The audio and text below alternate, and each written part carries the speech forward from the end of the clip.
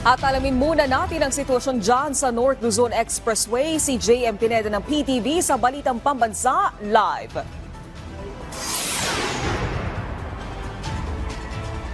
Naomi, hanggang sa ngayon nga ay sarado pa rin yung dalawang linya sa NLEX Marilao northbound.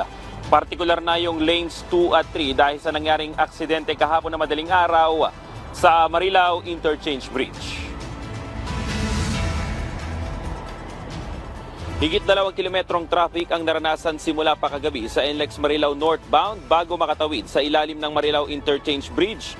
Hindi pa rin kasi pinapadaanan ng dalawang linya dahil delikado pa para sa mga motorista.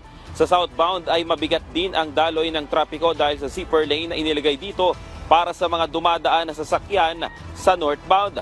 Kahapon nga na magkaroon ng insidente o aksidente sa lugar dahil sa pagbangga o pagsabit ng isang truck sa ilalim ng Marilao Interchange Bridge. Nasira ang ilalim ng tulay at ang sakay ng truck ay tumalsik rin papalabas. Inalis rin kaagad ang truck pero malaki ang naging damage ng tulay kaya hindi mo na pinapadaanan ang mga lines 2 and 3 sa northbound sa NLEX Marilao.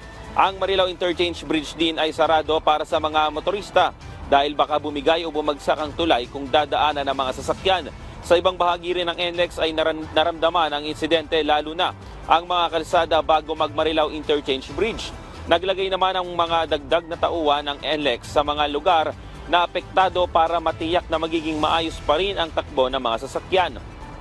Asahan rin daw na magiging mabigat pa ang daloy ng sasakyan sa mga susunod na oras kaya payo ng mga otoridad na maghanap muna ng alternative na ruta. Naomi, sa isang payag, sinabi naman ng NLEX na titiyakin nila na ayusin itong gulo o yung tulay at ongoing na nga yung assessment nila na halos baka aabot din ng 2 linggo at pinasa na rin nila yung kaso sa Marilao PNP para sa mas malalim pang investigasyon. Yan muna ang latest mula sa People's Television Network. JM Pineda para sa Balitang Pambansa. Maraming salamat JM Pineda ng PTV.